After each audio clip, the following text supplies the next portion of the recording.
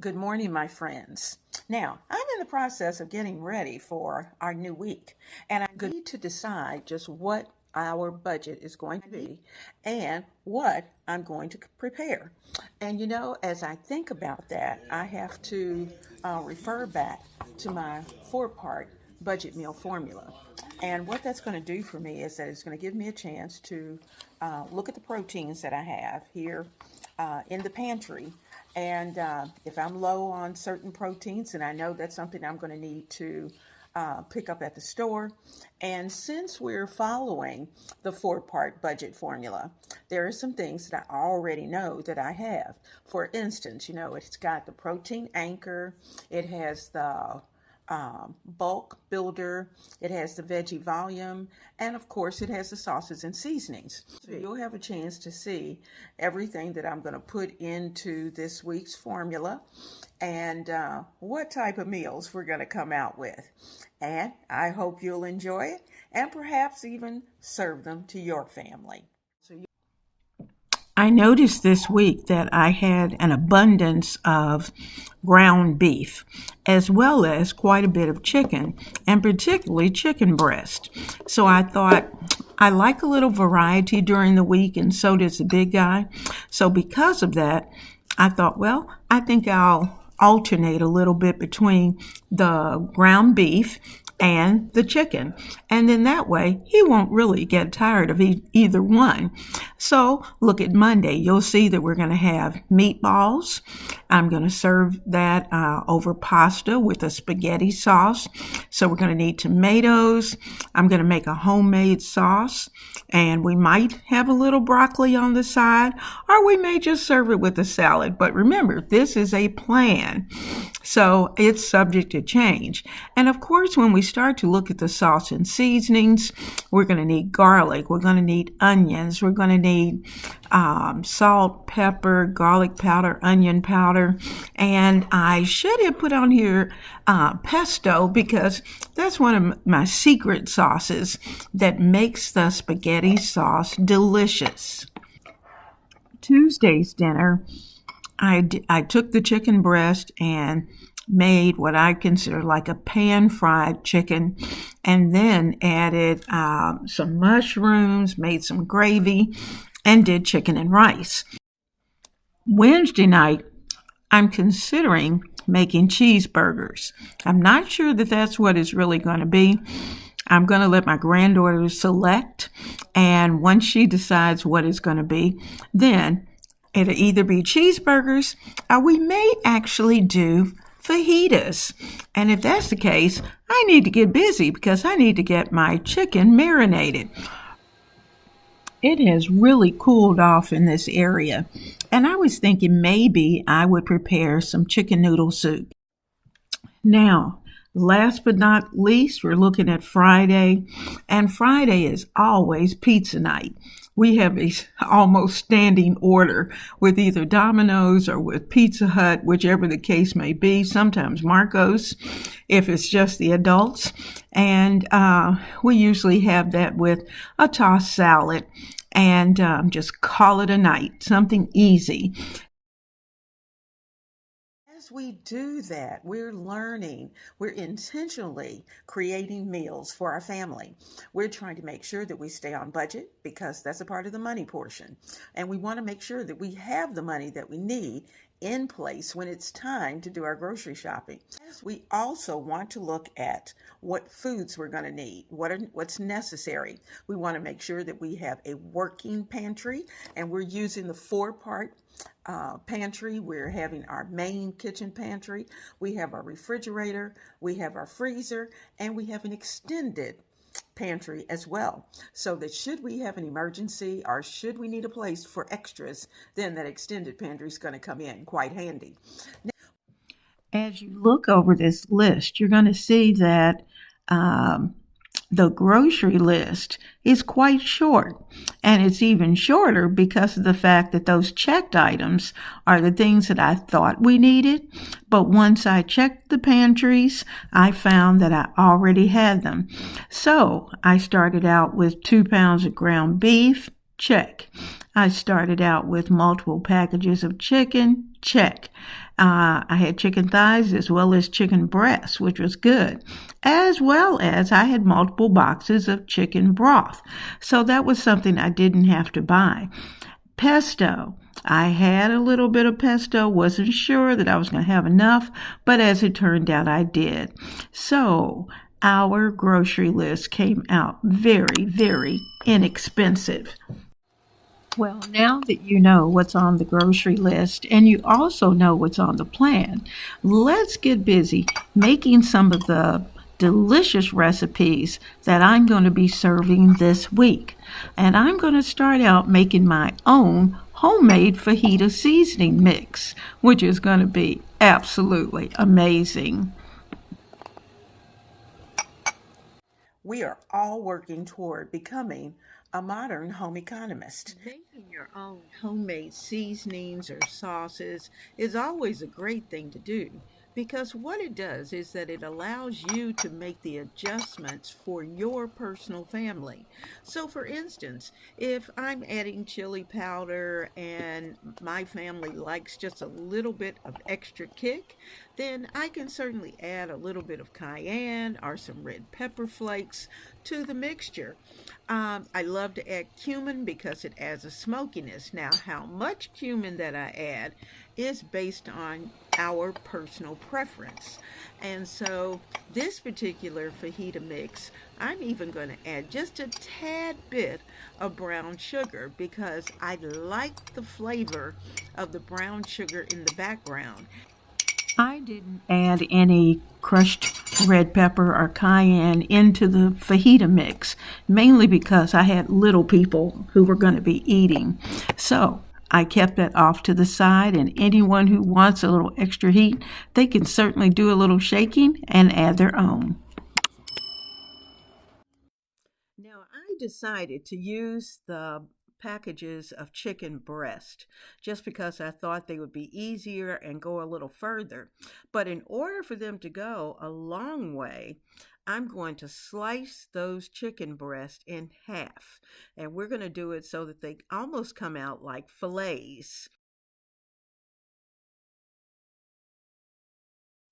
My plan for the week was to put together some delicious chicken fajita breast. And we were going to mix them and get them all seasoned up with that good fajita seasoning that we made. Now, here's the thing. Life got to lifing, and I actually did not get a chance to cook it this week. And so I put them into the Ziploc bags, put them in the freezer, and they'll be ready for another day.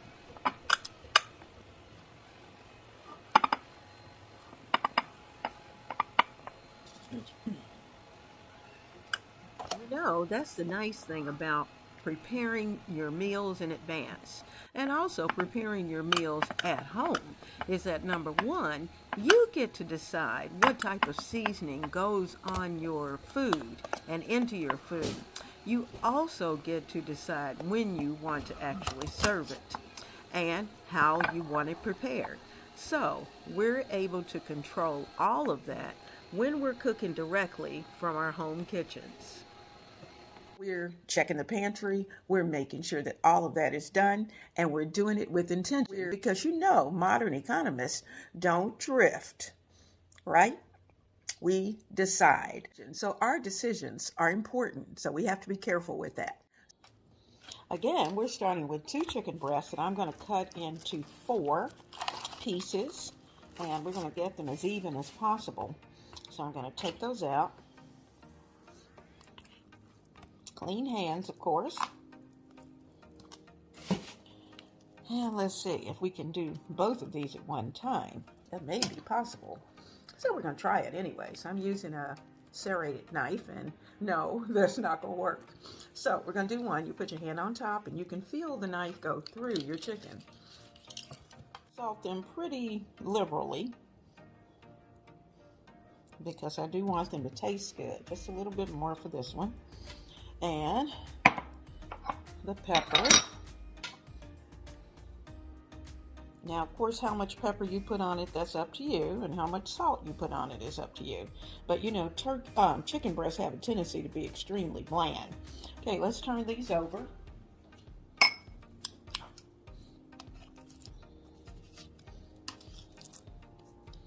Now, if you want to go ahead and put garlic and onion powder on them, you certainly could. But I'm not close to my house seasoning, and so because of that, that's why I'm just doing this by hand. Because you know, in the normal circumstances, I would be using my house seasoning.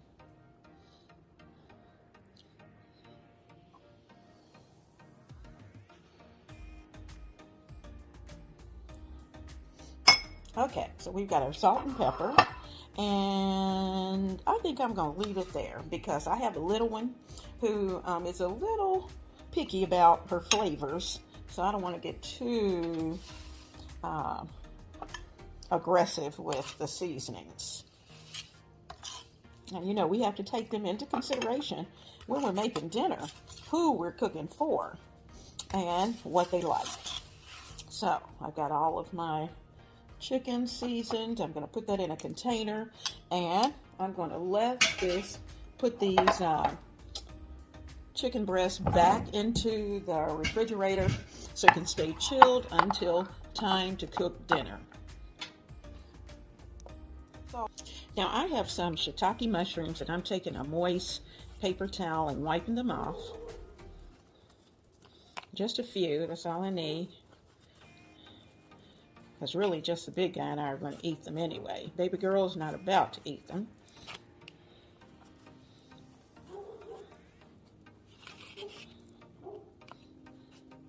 Give them a good clean off. Okay? And I'm going to give them a slice.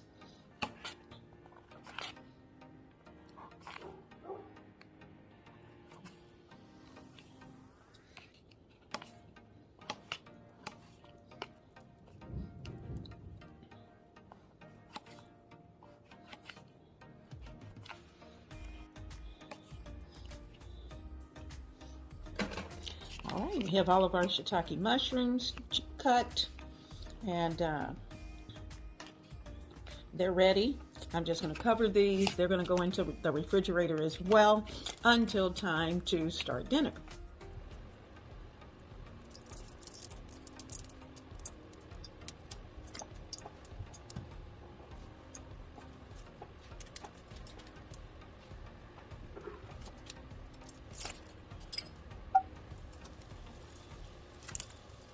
The chicken breasts we're using tonight are some of those breasts that we cut into fillets.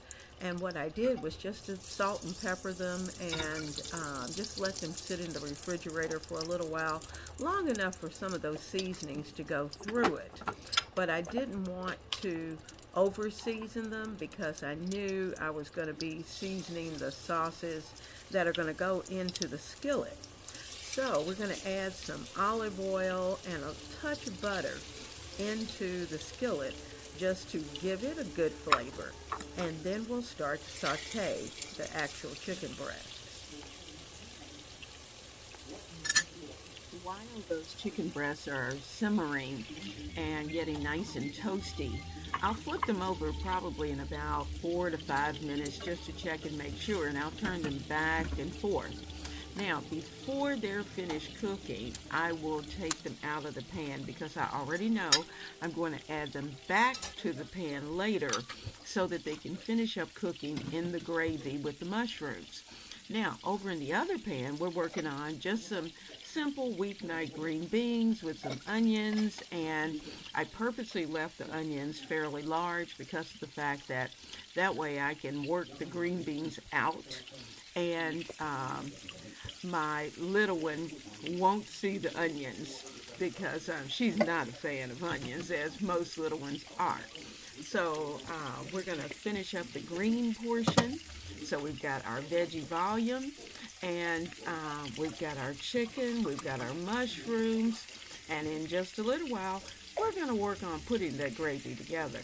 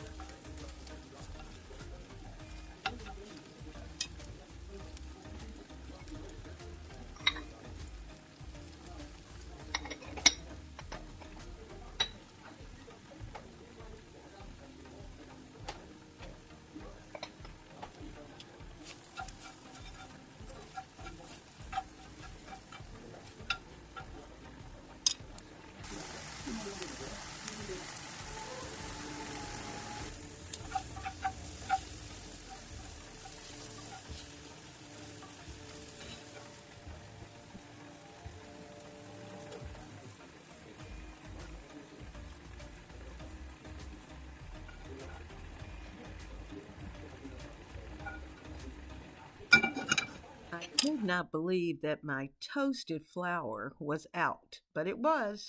So that means that I'm going to have to toast flour in order to make a delicious gravy. So I'm going to add about a fourth to a half a cup of flour to my skillet. I'm going to let it get a nice, almost just short of chocolate brown, and that's going to be about the color of the gravy. And once I've done that, then I'll start to add some broth and add those seasonings that we want in there, lots of salt and pepper, a little onion powder, garlic powder, and I'm not using onions because the little one doesn't like onions.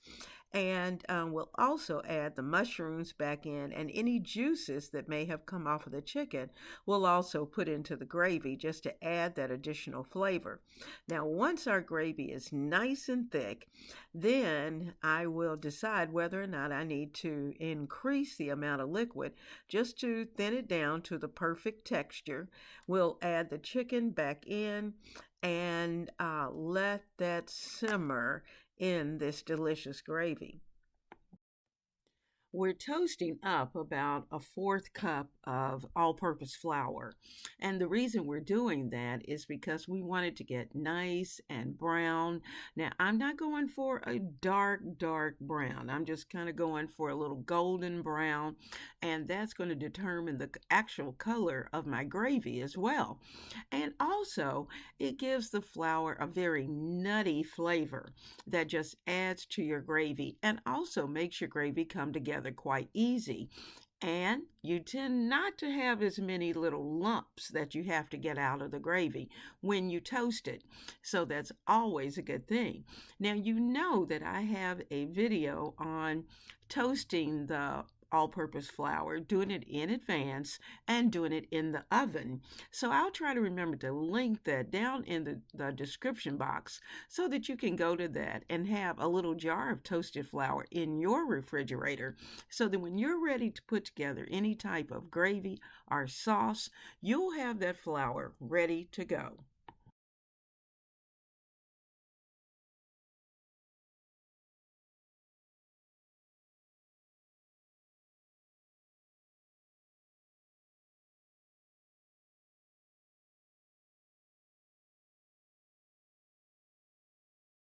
Now, we want to make sure that we're setting a realistic goal as far as what our budget's going to be.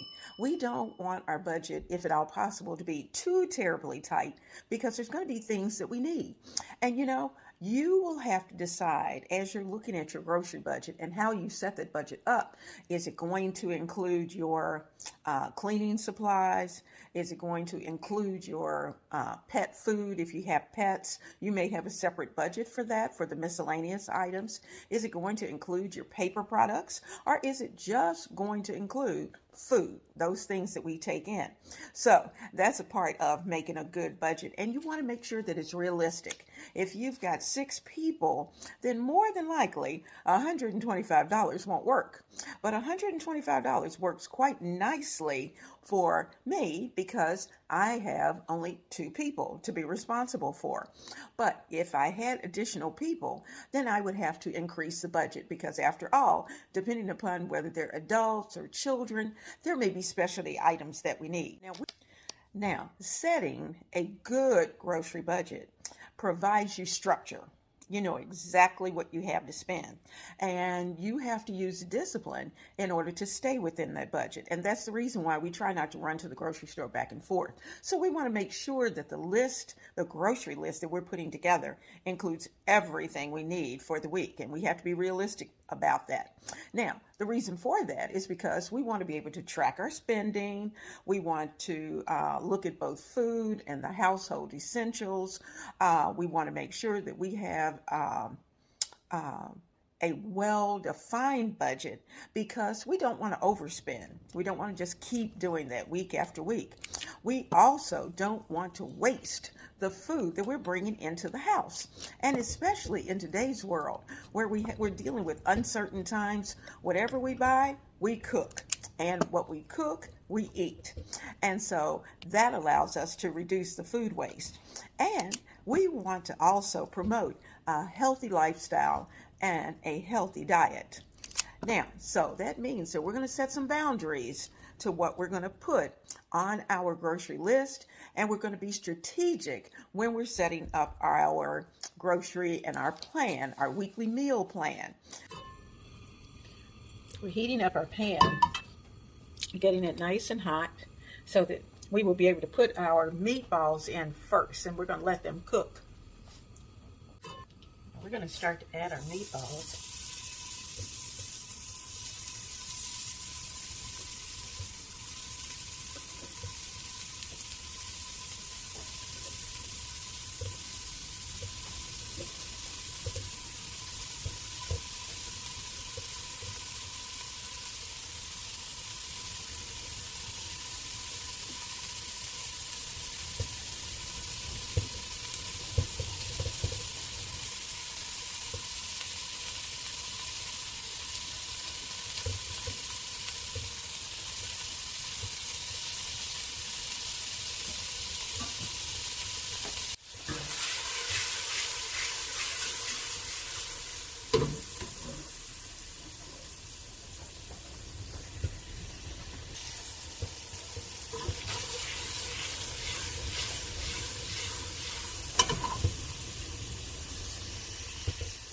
Now I'm going to start building the sauce, and I'm going to leave all that goodness down there.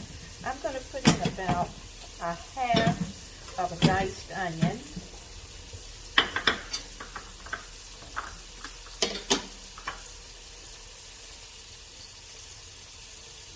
It's going to be basically one large handful. And you'll notice I have the rest of the onions for the rest of the week. I'm also going to add some garlic. And you'll see I've got a heaping teaspoon. I'm going to add that in as well. Okay.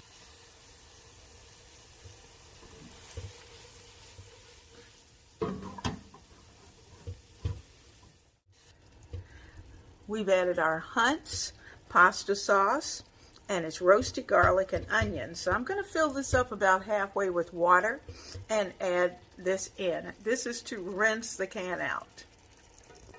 In this house, we waste nothing. So we've rinsed our can. Now, you know I absolutely love Classico, and I try to catch Classico when it's on sale. This one is also roasted garlic. I try to stay with the same seasonings. See if we can get it open. We're going to add this as well. And of course, we're going to have to add a little bit of water in here so that we can get everything out.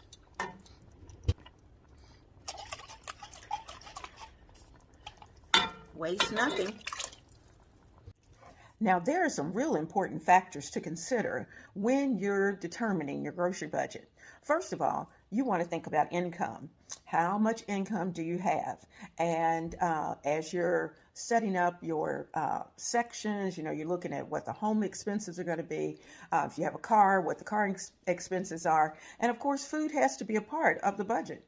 Now, so income, if you need a thrifty plan, if you need a more moderate plan, or if you have a very liberal plan where you can just go to the grocery, buy whatever you want, and however much it costs, and it's not a big deal.